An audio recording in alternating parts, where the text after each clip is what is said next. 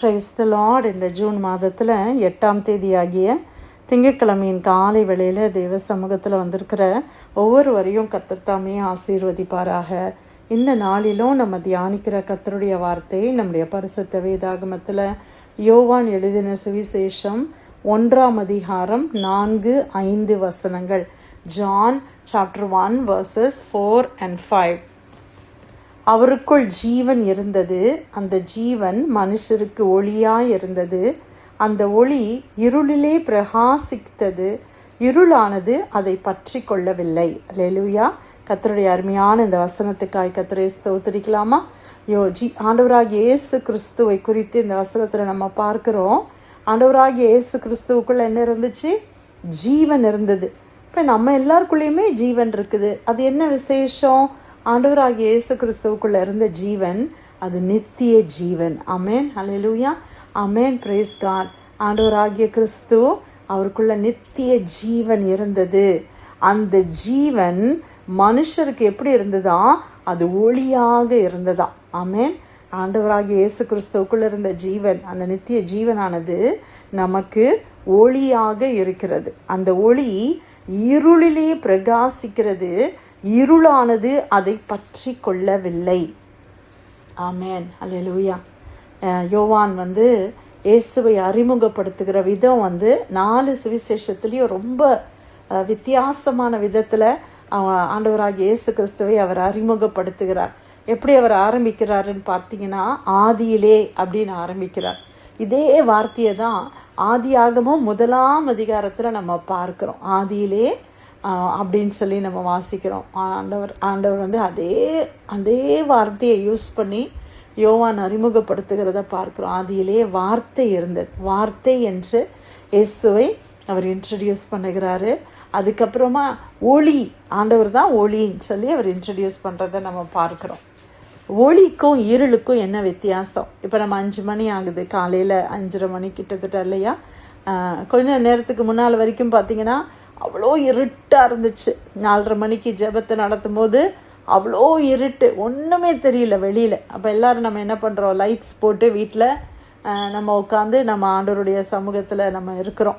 இருளுக்கும் வெளிச்சத்துக்கும் என்ன வித்தியாசம்? இருள் அப்படின்னு சொல்லும் பொழுது நம்ம மைண்டில் உடனே ஒரு சின்ன பயம் இருக்குது. ஒரு இருளான டைம், ஒரு டார்க் டைமில் ஒரு பேஸ்மெண்ட் போகிறது, இல்லை வெளியில் போகிறது, இல்லை யாரோ கதவை தட்டுறாங்கன்னா உடனே ஒரு பயம் இருக்குது. ஏன்னா இருள் நமக்கு எதுவுமே தெரியாது.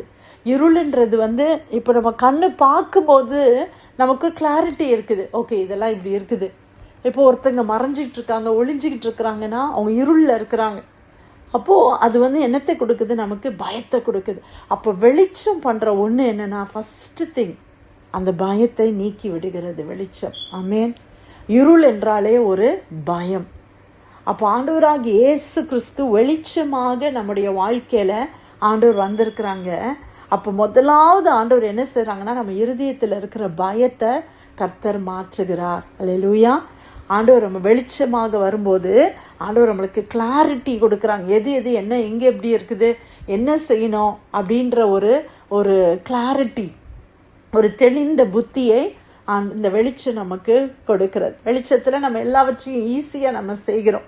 நம்மளுக்கு ஒரு சேஃப்டி இருக்குது வெளிச்சத்தில். ஆனால் இருள் இல்லை, நம்மளுக்கு என்ன இல்லை? சேஃப்டி இல்லை. அதனால தான் நம்ம என்ன செய்கிறோம்? பிள்ளைங்கக்கிட்ட நைட் ஆனால் உடனே வீட்டுக்கு வந்துடணும், இந்த பர்டிகுலர் டைமுக்குள்ளே எல்லாம் வீட்டுக்கு வந்துடுங்க அப்படின்னு சொல்கிறோம். நம்ம நைட்டில் போகும்போது 2 பேராக சேர்ந்து போங்க, அக்கம் பக்கத்தில் எல்லாம் பார்த்துக்கணும், அப்படிலாம் நம்ம நிறைய ரூல்ஸ் சொல்கிறோம். ஏன்னா இருளில் என்ன இல்லை? சேஃப்டி இல்லை. அது பயம் நிறைந்த இடமா, பயத்தை கொடுக்கறதும் அது சேஃப்டி ஒரு இல்லாத இடமா இருக்குது. ஆனால் வெளிச்சத்தில் என்ன இருக்குது? நமக்கு ஒரு சேஃப்டி இல்லை. அப்போ ஆண்டவராகிய இயேசு கிறிஸ்து நம்ம வாழ்க்கையில் இருக்கும்போது நமக்கு அது ஒரு பாதுகாப்பு. ஆமென். பயத்திலிருந்து கர்த்தர் நம்மளை விடுதலை கொடுக்கிறார்.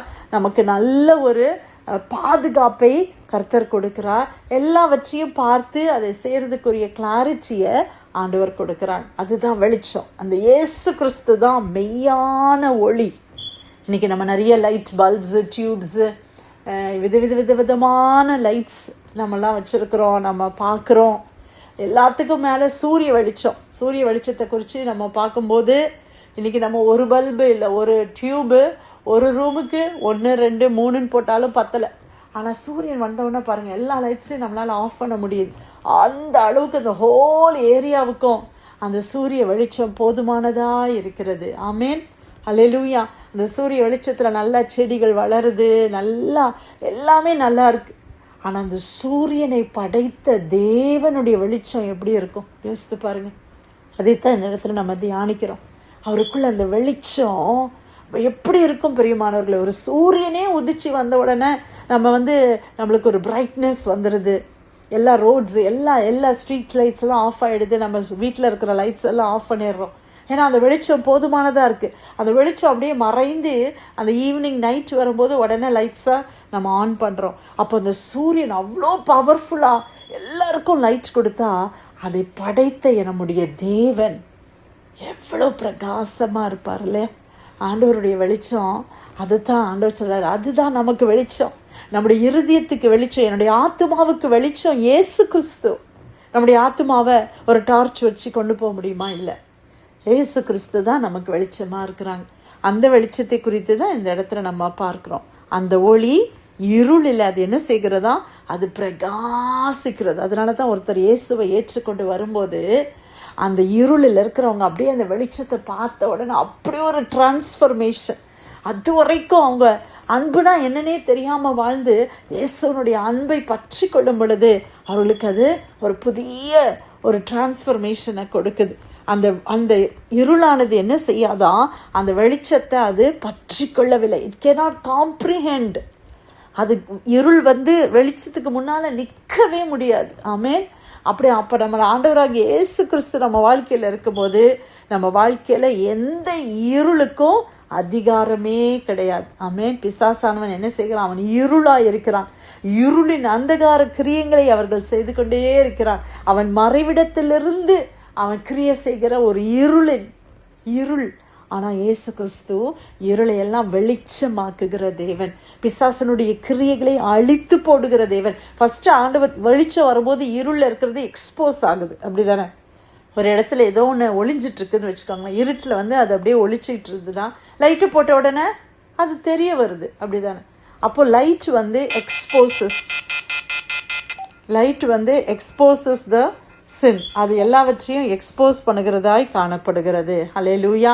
கர்த்தர் இந்த நாளில் கொடுத்த அருமையான வார்த்தைக்காய் கர்த்தரை ஸ்தோத்திரிக்கலாம். யோவான் 1:4-5 அவருக்குள் ஜீவன் இருந்தது, அந்த ஜீவன் மனுஷருக்கு ஒளியாய் இருந்தது, அந்த ஒளி இருளிலே பிரகாசிக்கிறது, இருளானது அதை பற்றி கொள்ளவில்லை. கர்த்தர் கொடுத்த வார்த்தைக்காய் நன்றி செலுத்தி யாராவது நம்ம ஜெபிக்கலாமா?